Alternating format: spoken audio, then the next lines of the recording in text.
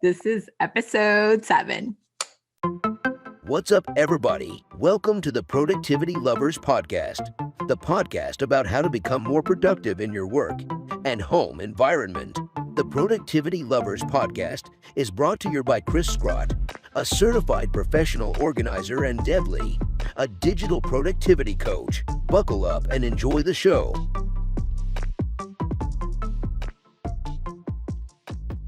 All right. Right. I'm Okay. Cris. Welcome to the Productivity Lovers Podcast. And I'm Deb Lee.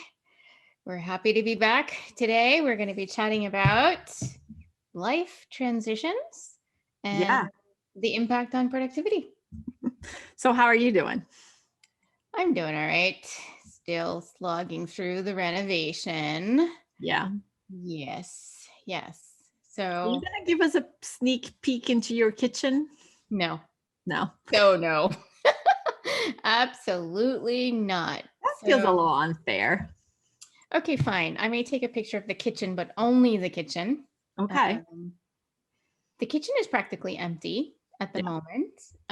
It's just everywhere else around the kitchen. So what used to be in the kitchen is now in other places, which means those other places are not usable and they are chaotic.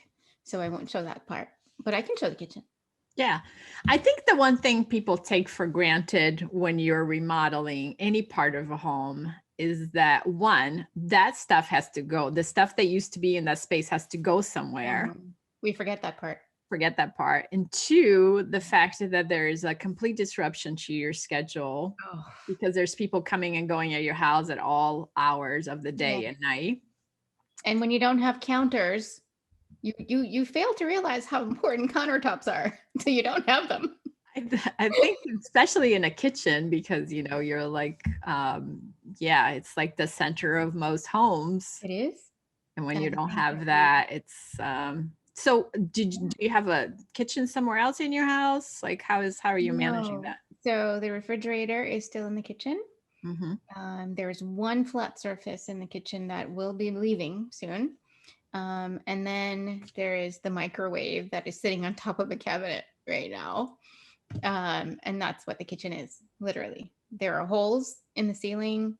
There are holes in the walls from the electricians doing whatever they do.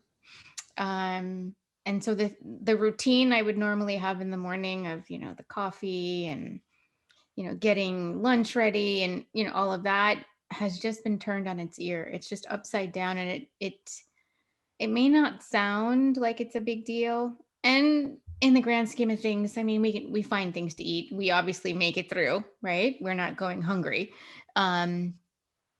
It's just, it upsets the apple cart. It upsets everything. It makes things take longer because you instinctively come downstairs and you go in the kitchen and you make it right and you want to go do this. And it's like, oh, that's not there anymore. So now I have to do that. And, it's unsettling. Mm-hmm. And you can't stick to the routines that you've always used. And so things take longer. Yes, way longer Than you would imagine. Finding a flat surface. I mean, I love coffee. So the electricians turned off power to certain outlets. So I was walking around with the coffee maker in one arm and plug it into so many different outlets. And then I had to put the coffee maker on the floor. And then I had to go find a table. I mean, it was just, So there could be worse things, of course. But I think when you go through this kind of a transition, the one that you initiated, I want to renovate my kitchen. I hired someone to do that. So I did it on purpose. Mm-hmm. It still has an impact, even though I tend to be organized. And when I took stuff out of the kitchen, I put them all grouped in categories. So all the pantry things are together. Everything is in its own space and category, but it's still an upheaval of your life. And I think the expectation that just because it's nicely categorized, that it doesn't mean that things don't get out of whack. It doesn't mean that it doesn't impact your daily schedule, your life, and even, your productivity. So today we thought we would talk about life transitions. And I think it's the conversations you and I have been having about your kitchen and me moving that got kind of inspired that. And you also did a webinar about life transitions, which is very appropriate for this time. I did, yeah. It started off that the National Association of Productivity and Organizing Professionals asked me if I would contribute to one of their tracks, which was Life Transition, which is a training for professional organizers. And during that training, I discovered a lot about myself, but I also discovered a lot about people, you know, and I think in the webinar, I talked about how an average person goes to like 20 some life transitions that were significant in their lives, which seemed like a lot. I didn't really think that there were that many. Yeah, that's pretty high. Yeah. You know, it's like there are a lot of things we don't think of as life transitions that are, most of them are positive and some of them are not so positive. Yeah. And you know, I'm moving, which it's a positive life transition for me. I met someone about a year ago and we decided to live together, and you know, all of the complexities of there are 3 kids living in my house now, which is a real life transition for me because I didn't have any children of my own. But it was interesting. The youngest mentioned that it's so insightful. Like she was like, yeah, it's really hard to absorb a house inside of a house. That's a good way of putting it, right? Yeah, I was like so insightful, you know, at such a young age. I was like, yeah, that is gonna be hard. But that, you know, that has had a significant impact on my productivity, right? Because I'm still consulting and delivering services. I'm still trying to ride my bicycle and ride my Peloton and do self-care. And I'm trying to I'm doing a podcast with you, and I have other things that I was committed to.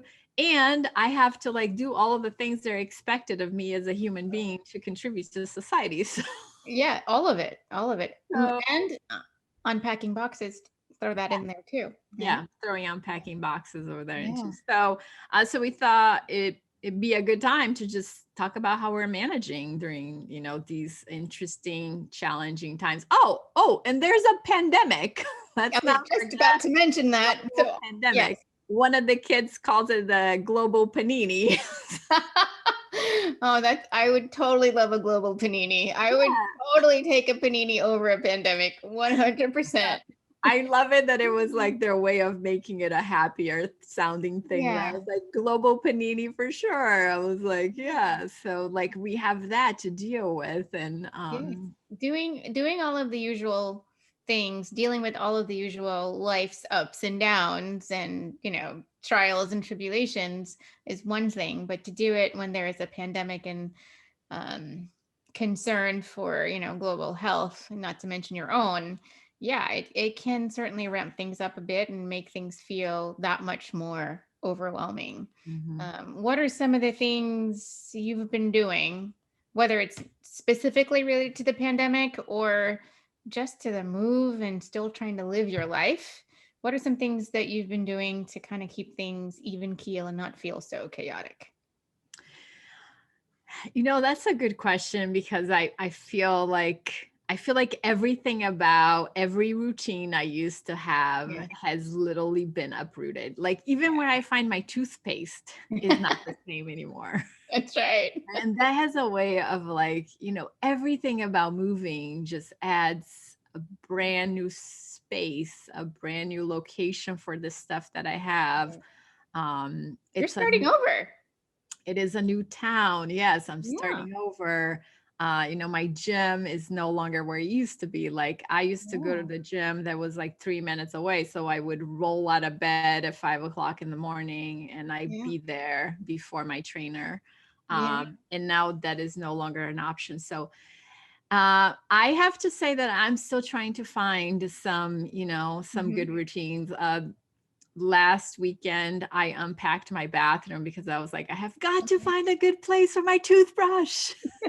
Important decision right there. Well, it felt like my, I was like, maybe I didn't consciously, but I was thinking like, like this is the very first part of my morning that is Yes. just Yeah. felt annoying because I had stuff everywhere and Yeah. nothing had a home. And it felt like sometimes I'm like a couple of days I left the house without wearing any deodorant. I was like, oh, this is terrible, It's like because it wasn't where it was It's supposed supposed to to be. be. So I was like, I was like, okay, what is the first thing I can do? I was like, I can Yeah. figure out my bathroom. Okay. And then I can design, like I can redesign my morning Mm-hmm. routine. And then like that felt like one grounded thing, check off the list, right? And then Yes. I feel like as I'm going around unpacking and like, as we are merging these two houses together into Yes. one, and like we're developing new routines together, I feel like it's like it feels like it's been more complicated because there are other people involved. Yes. One, it's like, I have my as we all know, I have like um how to put that politely, I'm set on my ways. So it's like, trying to like accommodate for like other people's needs and wants and like Yep. their own habits and routines. It's just been interesting to like observe and be like, oh yeah, this is like, Yeah. this is how people do things, and it's not Yeah. the way I do things. And how do you merge those? Mhm. It's been fun. But it's been nothing but joy, like Sure. I think in a different episode we talked about like at the end of the day I try to always remind myself Yeah. like, okay, well, what's my favorite part of today? Okay. What So did that's one way to cope. Okay. Good. what did I learn? What can I improve on? Mm-hmm. It feels like, it feels like every day is getting a little bit better. But currently, I have boxes everywhere. Gosh. Well, I think what I'm taking away from what you're saying is how your life used to be had a set of tried and true, well perfected routines. And now that your life has changed, you now need to change those routines and they need to flex with you during this change. Yes. So, what used to work for you, and I'd say for all of us, when we go through these transitions, is we find that we get into a groove and we love our groove. We love, you say, set in your ways. You love how you used to do things.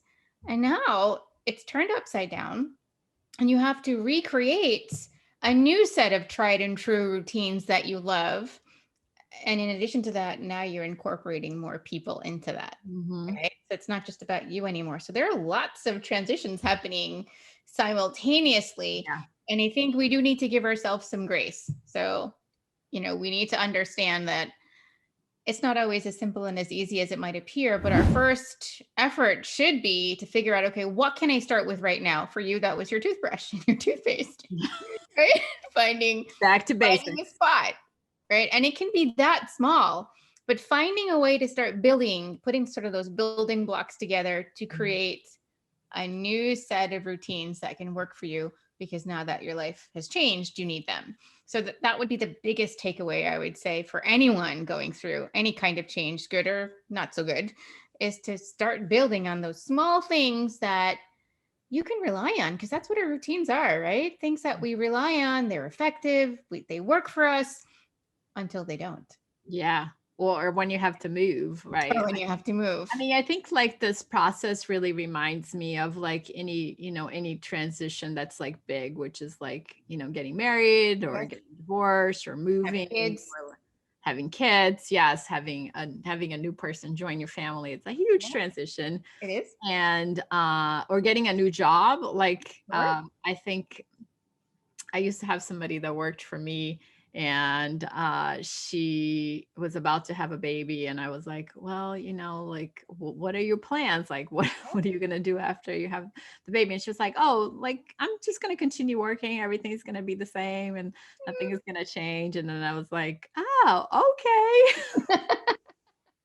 And then of course she had the baby and she's like, oh my god, my life is so chaotic. And I was like, Yeah. yeah, it's like interesting that you didn't anticipate that. But it's Well, like, you don't want to, I think, though. You don't want to think that life is going to just turn around and be completely different, yeah. because you know the lay of the land and you're like, oh, I got this.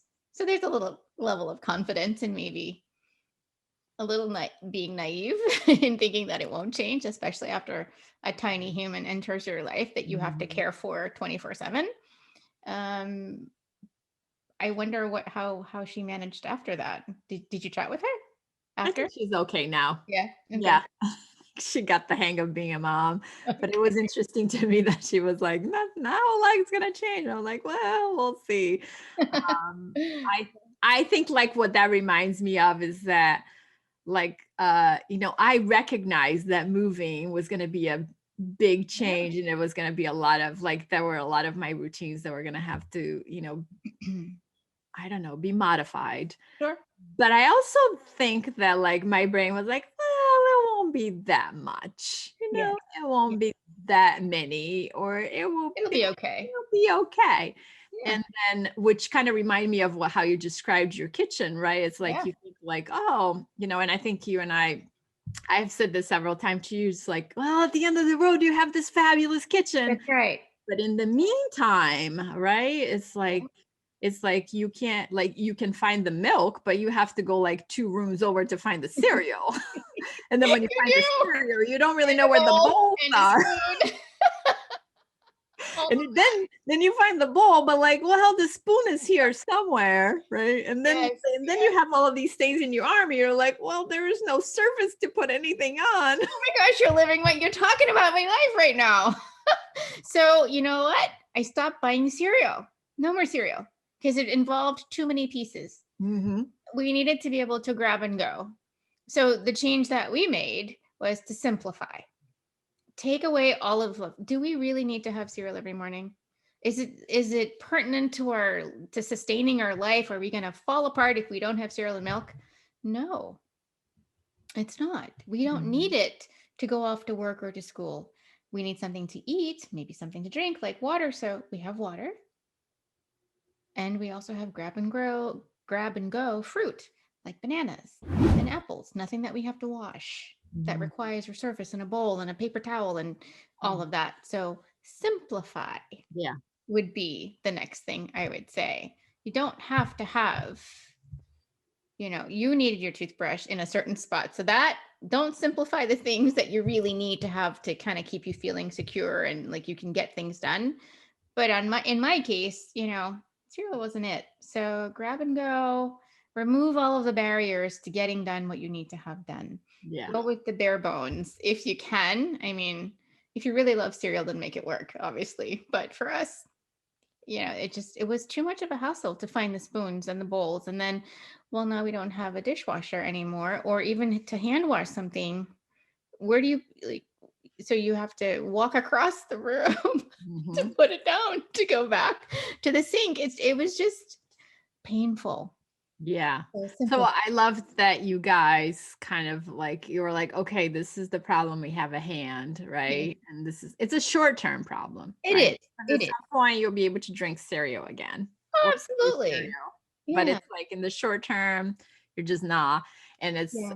it feels like you kind of like took what you had and then you created some new habits in the short term to make it work. In my situation, it turned out that my toothbrush was okay. The problem was my deodorant. No. that was the part of the routine that wasn't working so well. Right? Gotcha. So I had to figure out but I love that in both cases, we had to like analyze the situation and figure out like what habits were working, what were the important one, and how to modify in this new environment, in the new setting. And I think when I work with people, which I'm sure is the same way with you, is like we're trying to analyze and figure it out.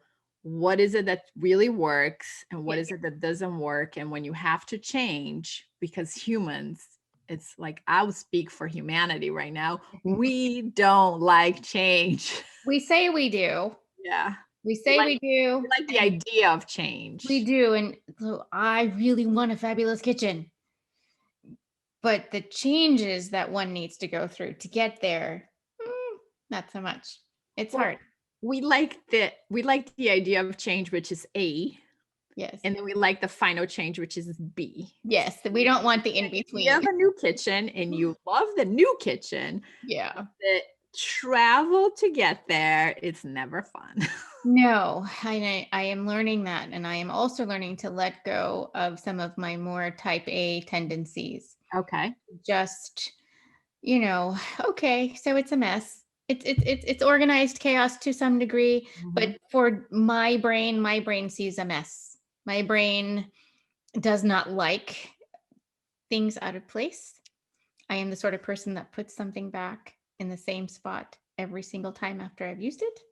It is just a part of my makeup. Even if I have to go back to it several times, I'm always putting it back. And things are not going according to plan like that. And I have to let go of some of that because it's unreasonable. Yeah. That's where that grace comes in too, to understand that other members of your household are not going to be able to keep up. When everything is organized, it's hard for them to keep up with it. When everything is in place, it's hard for them to keep up with it. And now that things are out of place, doubly so, it's just not reasonable to think that you can. So to let go of some of the wants that are not crucial or essential, and to deep breathe your way through it. Just walk by and say, I'm not looking at that room right now. I'm just going to go straight upstairs. Just kind of, find a way to navigate, knowing, as you said before, that it's going to be short term. Yeah. It's not going to be forever. Well, I mean, some of my changes are long term. Well, you are going to be in a new place for a long time. Yes. Yeah. And I think that I love what you said about letting go of this perfectionism. And I think, as a person that organizes people for a living in different ways, I do tend to keep like a fairly neat spaces in my house. And I realize that now that I'm going to be living with 4 more people than I lived before. Maybe a little different.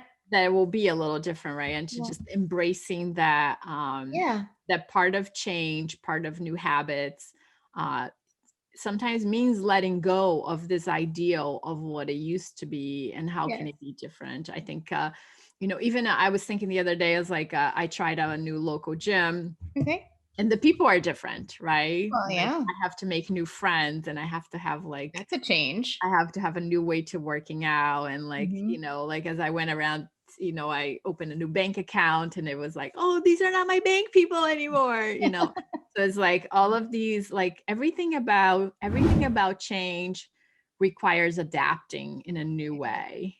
And I hope that, what we're sharing here about our own experience about maintaining our productivity or maintaining our control of the process is that humans have a tremendous capacity to adapt and be resilient and to forget how it used to be and develop new methods. Yeah, I would agree with you. And I think looking at some ways that we can keep ourselves sort of calm, help us to kind of cope through some of the difficulties that we might be going through. The top of the show, we talked about dealing with all of this stuff during a pandemic. And, I've seen people around me deal with it in ways that are tricky for them. It's very difficult. They're having a tough time. And it's not that I'm not having a tough time myself, but I do feel like I'm trying different things like meditation. It's one of those things that kind of helps me to maintain a sense of calm and to push the overwhelm away. I've been meditating before I even get out of bed. I take up to 10 minutes, sometimes 20 minutes to get my brain and my body ready for the day. Because I know that once my feet, go over the side of the bed and hit the floor, I'm going to be up and running and ready to go. I'm going to walk down into what looks like chaos. And then I'm going to walk out, and my day has already begun. And now I have to present, Debbie to the world and go about getting things done. I still have things I need to accomplish. I can't dwell on the negatives and what's not working. And I find that a tool like meditation has really, really been helpful to me. And for some people, it might mean taking a break during the middle of the day. It might mean referring back to your to-do list so you can, because sometimes we have this really long list, right? And it becomes overwhelming. So it might mean, okay, let me just get to the top 3. Let me look at that. And it's sort of a recentering for the day. It might mean getting up after your Zoom meeting and stretching your legs and walking around, going outside, deep breaths, that kind of thing. It might mean doing things that you hadn't done before, but these things are things that can sustain you and help you cope better during a process of change and transition. Mm-hmm. Yeah, I definitely I haven't meditated as much as I had in previous years, but I'm like, meditation sometimes is like, like in the moment. Yes. It's not Gotcha. like it requires no prep plan. Yeah. I am walking more. It's finally warming up in Washington, Yes. D.C. So I'm like taking my bike out. I'm still riding my So car. activity, so movement of some kind. Yep. Movement of the body just feels like important. I'm just reminding myself that, like, this I'm giving myself like 12 weeks to fully unpack and like make sure everything Okay. works. Um, and I'm Is 12 also, weeks reasonable? I mean, so that's the other yeah, thing, right? A reasonable time frame, right? yeah, because I think we have to get some furniture and we are going to redesign some closets, and we're going Okay. to get some organizing systems in here. Oh, fun, fun, fun. So I think that it just feels reasonable, but you know what? It's just like, I don't know, in a year, I'm probably gonna forget what it was like to have boxes everywhere, right? You will. I Yeah, mean, it'll this just, is but a moment in time. mhm. Yeah, you're feeling it now. You're experiencing it now, and you're going through all of the emotions that come with it. But the likelihood is that a year from now, you're like, ah, I did it. Yep. Got through that. Yeah, and I think one thing that you said about like taking a break and going outside and breathing, Mhm. Judith Koberg wrote this great book with Kathleen Nadeau, which is called The ADD Friendly Ways to Yep. Organize. And in Yep. that book, she talks about like whenever your brain is feeling completely overwhelmed, Yes. and change has a way of overwhelming It people, does. is like to take a green break, right? And she Yes. literally says, just go outside and stare at a plant or a tree, Just something. go look up in the sky. Yeah, just go look outside and like hear the birds singing. And I have found myself a couple of times thinking like, oh, this is too much, and literally, walking myself outside to just like breathe in some fresh air and just kind of Mhm. like reset my brain. Which sometimes I think, like, when I get overwhelmed with any project, right, and I Yep. feel like I'm no longer feeling productive in the thing that I'm doing, I always try to walk away from it and then to take a breath and Yes. just kind of reset my brain. It has like, that is a technique I use all the time, and I encourage my clients to do the same. Yeah, I think that's excellent. I usually do the green break, and I do look at my to-do list because sometimes my brain starts saying, "Oh, but what about this? Oh, and what about that?" It starts bouncing. It's like a ball just bouncing Mhm. around from spot to spot, and I need to say, "Oh, wait a minute. Your brain can only do so much at one time. We can't multitask the way that we think we can." Mhm. And so, really looking at my to-do list, like having the top three, and then I pick one thing that I'm going to just focus in on after my break Mhm. helps me to sort of say, okay, I've got my one thing. Mhm. So before I leave, it's in my brain. I walk, I take my break, I come back, I'm back to my one thing. It really keeps me centered and focused on what I need to do versus on all of the 50 million things that I need or want to do. Um, and I'm making more time for just me. I take the time that I need to take. I'm fortunate that I can do that. I have the ability. My day is structured in such a way that I can do that.